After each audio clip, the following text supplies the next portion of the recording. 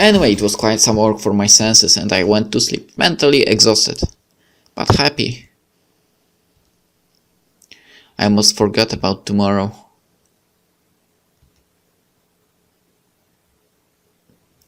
And what's tomorrow? I slept well in today. It was about 10 when I woke up. Since it was still great outside, I took out my bike, back then a very new Hitoki Swift. It was a very expensive and great bike, which my parents bought me before summer. I never rode it as often as the nature of the bike deserved it. Now, however, I was extremely eager to go out. After the breakfast, which mother made for me and for which I have thanked her maybe too much as I never did it, I put on my biking clothes and went out. Finally, the bad weather that struck our city through the week was gone. I got on my bike and dashed away, heading for my favorite road, downtown and near the riverbanks. I instantly noticed the great control I had over my great Swift. In the future, I bike many times more than I did at this time. I learned tricks and became a fast and experienced rider.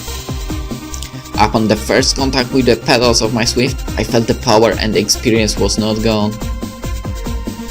I rode the Swift through the city at violent speeds, maybe for the first time, squeezing the maximum out of it.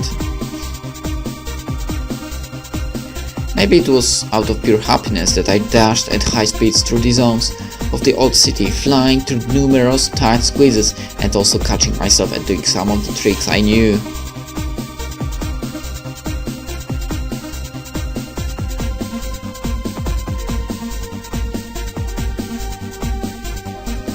It was when I saw other bikers of my age here and there, all of them heavily inferior to me, and not only in terms of the bike model. I was really better than them and they could not match my skills. Apart from that, upon riding my bike, I realized I could even, of course, drive a car. I smiled. There were many things I kept on discovering that added to my supremacy.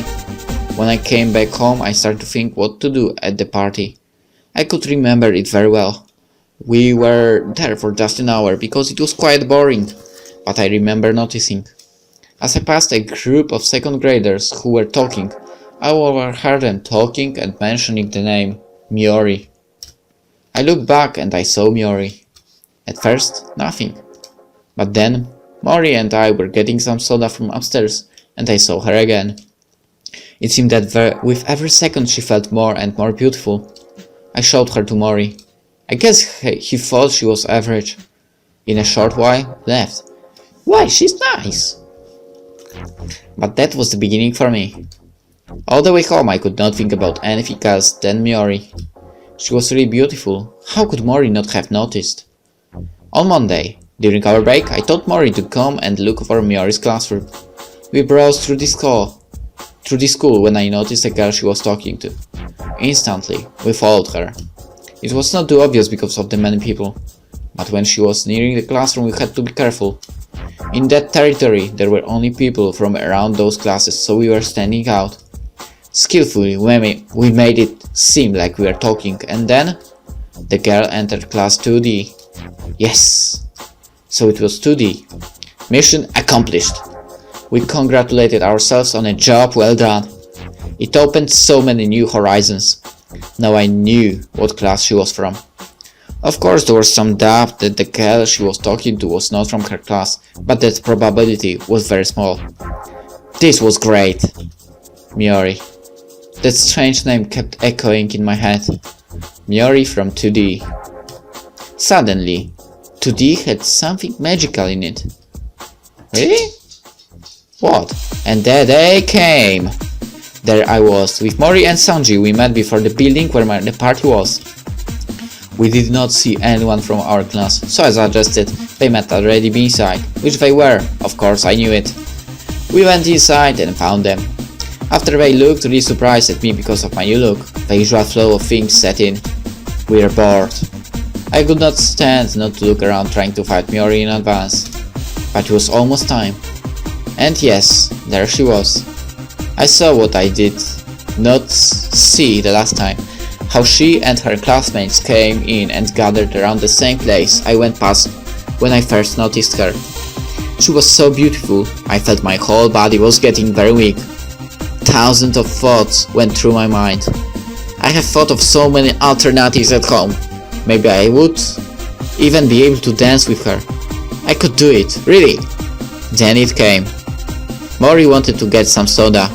I joined him and we were nearing Miori and her classmates. I was coming closer and closer. The closer I got, the more beautiful she seemed. I could see her face more and more clearly. There was nothing that could be more beautiful. Then I heard it. The conversation where they were going to mention her name. Just a few milliseconds. Miori. I had already gone past them. I looked around at Miori. What a strange feeling that was. Her hair, her dress, her shoes. I realized I was looking longer than the last time. And then it happened.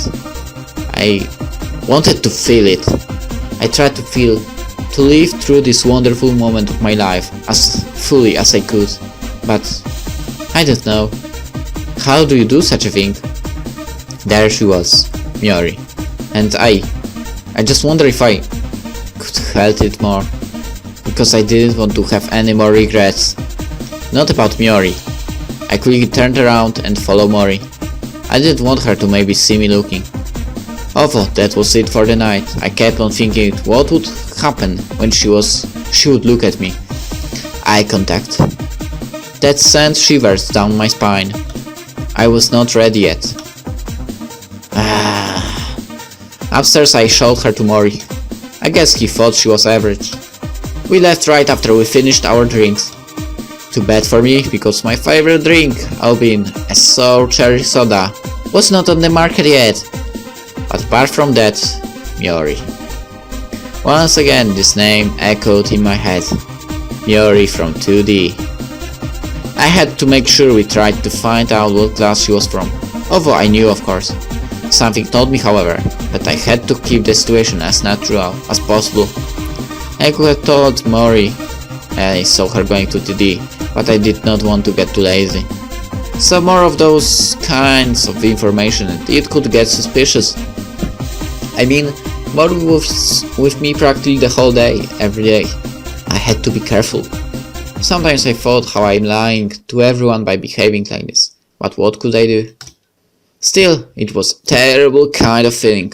It was justified. It was justified, yet I was felt guilty. Crash. The next day after the welcome party with Miori, I had to catch some fresh air and I decided to take my bike for a spin.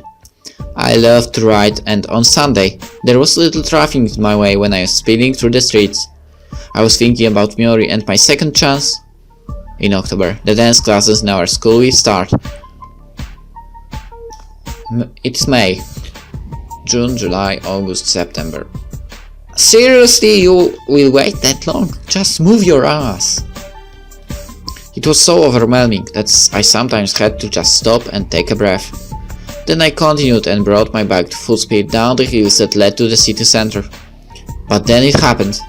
A car appeared from the side street, without any intention of slowing down. I just had no opportunity of evading it, and already at that point I knew that we would collide.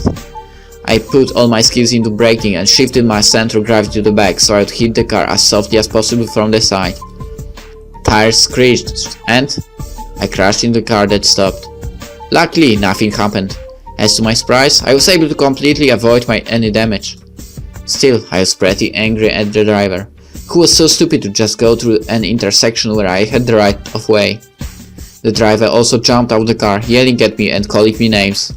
I was just about to answer him the same way when I realized where I was. I looked at the sign and just kept apologizing. I sat on the sidewalk and looked at my shaking hands. This intersection will have changed traffic signs in a few years, but now it was still the old way. I had to stop and let him through. It was completely my mistake.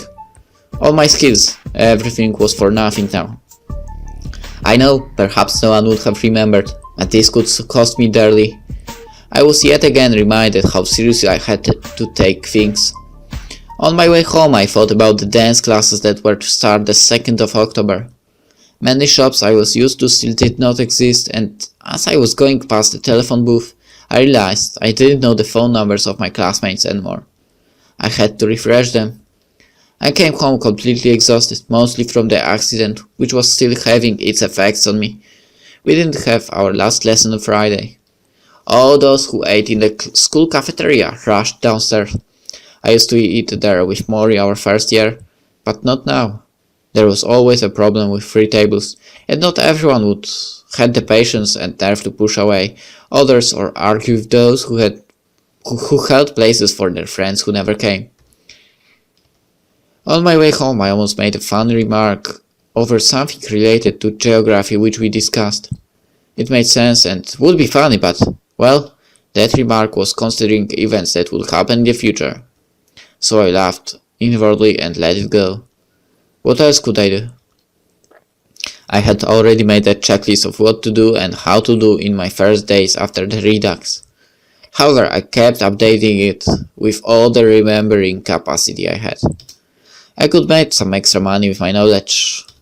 I did not even need the help of my parents.